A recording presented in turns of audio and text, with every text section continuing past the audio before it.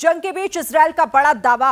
Hamas और Hezbollah के 230 ठिकानों को तबाह करने का दावा आईडीएफ ने किया है। 24 घंटे के भीतर हिजबुल्लाह के कई कमांडर्स मारे गए। हिजबुल्लाह के 185 ठिकाने तबाह कर दिए गए हैं। लेबनान के बाद सीरिया पर हमले तेज। गाजा में हमास के 45 ठिकानों को तबाह किया गया। तो कुल मिलाकर 230 ठिकाने तबाह कर दिए हैं हिजबुल्लाह के। इजरायल का यह बड़ा दावा।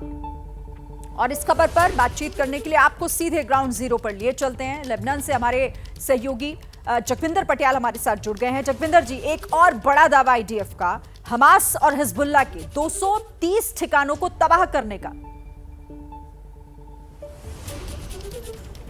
मुझे तो ये लगता है कि इससे भी ज़्यादा हो गए होंगे, क्योंकि जितने दिन से मैं यहाँ रह रहा हूँ, 10 दिन हो चुके हैं, रोज रात को 30 से 50 जगह स्ट्राइक किया जाता है। अभी थोड़ी देर पहले माउंट लेबनन के इलाके में एक मिसाइल से हमला किया है इजराइल ने, और वहाँ पर 7 लोग मारे गए हैं। इसके अलावा कहते हैं कि एक हिजबुल्लाह के पक्ष में गाने वाले सिंगर को भी हिजबुल्लाह की तरफ से ज़्यादा उनका पक्ष रखने के लिए इजराइल ने निशाना बनाया है। लेकिन हालात इस वक्त बेरूत और उसके आसपास के इलाकों पर बिगड़ रहे हैं। हिजबुल्लाह घबराहट में है, हिजबुल्लाह स्ट्रेस में है। वजह एक ये है कि उसके सभी टॉप कमांडर्स को मार गिराया गया है, और जो भी 1-2 कमांडर बाकी बचे हुए हैं उनको इजराइल ढूंढ रहा है। दूसरी बात यह है कि दाहिया इलाका जो हेडक्वार्टर माना जाता है, वहां पर अनगिनत ड्रोन अटैक किए जाते हैं। आज सुबह भी मैं उस इलाके से होकर आया हूं। जगह जगह बिल्डिंगें गाजा की तरह नजर आने लगी हैं, और मुझे लगता है कि अगले 1 महीने में बेरूत का ये सेंट्रल का इलाका पूरी तरह से साफ हो जाएगा। इस डर को देखते हुए ही ज़्यादातर फ्लाइट्स जो कि बेरूत आ रही थी या यहाँ से जाने वाली थी,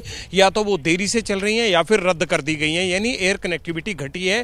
क्योंकि जिस तरह से ड्रोन स्ट्राइक किए जा रहे हैं, ऐसे में लगता ये है कि कहीं कोई भी एरोप्लेन उसकी चपेट में ना आ जाए, या उस एरोप्लेन को उससे नुकसान ना हो जाए। इसे देखते हुए ज़्यादातर एयरलाइंस ने फ्लाइट्स भी यहां से कैंसिल करना शुरू कर दिया है। तीसरी बात यह है कि बेंजामिन नेतन्याहू ने जिस तरह से कहा है कि हिजबुल्लाह के कारण लेबनान के लोगों का नुकसान हो रहा है, और लेबनान की खुशहाली इसी में है कि वो हिजबुल्लाह का साथ छोड़े। यानी यहाँ की बाकी कम्युनिटी जो कि शिया भी हैं, शिया के साथ साथ सुन्नी भी हैं, क्रिश्चियन भी हैं और द्रूज कम्युनिटी भी है, बाकी कम्युनिटीज़ को जो शिया के अलावा हैं उनको हिजबुल्लाह का साथ छोड़ने के लिए इंस्टिगेट कर रहा है इजराइल। और यही उसकी रणनीति है कि जब शरणार्थी बढ़ेंगे और हिजबुल्लाह के खिलाफ लोग ज़्यादा से ज़्यादा उसके अपने देश में खड़े होने लगेंगे, तो हिजबुल्लाह पर डबल दबाव आएगा। दूसरी तरफ साउथ लेबनान में जिस तरह से युद्ध चल रहा है, वहां से हाइफा पोर्ट पर आप कह रहे हैं कि फिर से एक रशियन मिसाइल दागी गई है। 2 दिन पहले भी दागी गई थी। लेकिन इसका जवाब जब आएगा तो फिर कई गांव के गांव खाली होंगे, कई इलाके खाली होंगे।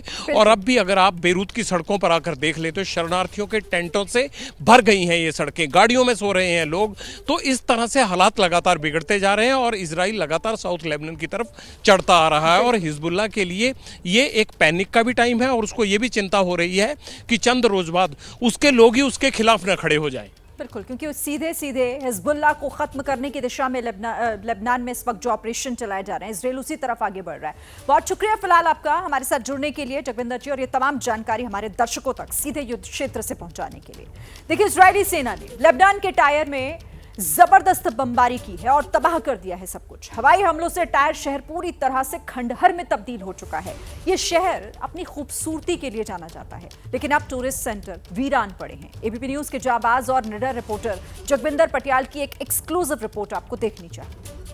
इंटेलिजेंस रिपोर्ट ऐसी मिल रही है कि लेबनान में अटैक करने के लिए दक्षिणी समुद्र के रास्ते से इजराइल इस जगह पर वॉरशिप्स के जरिए शेलिंग कर सकता है। उसकी एक वजह है, अगर आप मैप पर देखेंगे तो हाइफा से आगे जब बेरूत की साइड हम आते हैं तो टायर वाली जगह पर अगर इसको कटअप कर देता है, अगर इसे कटअप कर देता है इजराइल, तो मान लीजिए कि ये पूरा इलाका कट जाएगा, और वो जहां ग्राउंड रेड्स कर रहा है इस वक्त दक्षिणी लेबनान में, उस इलाके से सीधा प्रवेश कर जाएगा टायर में। और टायर के कटअप होने से ये जो पीछे का इलाका होगा, यानी हाइफा पोर्ट से लेकर यहाँ टायर तक का इलाका जो है, उसको कब्जा करने में बहुत आसानी होगी इजराइल को। इसीलिए यहाँ पर बम्बारमेंट हो रही है, और जो पूरा इलाका यहाँ कभी टूरिस्ट का गढ़ होता था, इस कोस्ट लाइन को देखिए, चंद कदम की दूरी पर चंद कदम की दूरी पर ये समुद्र की लहरें, आपको खूबसूरत लहरें दिखाई दे रही हैं, मगर देखिए यहाँ दूर दराज तक लोकल इक्का दुक्का लोगों के अलावा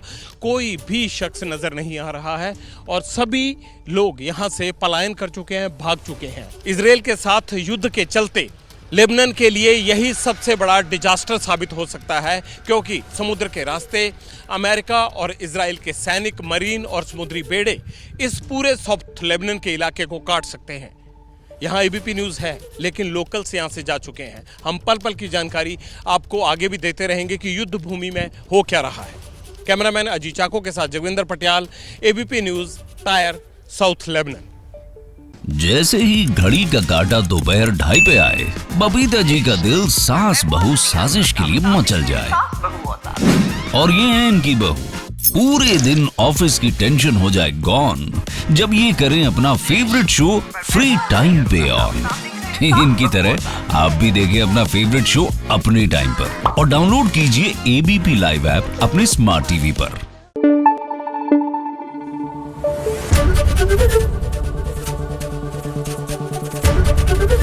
एबीपी न्यूज आपको रखे आगे।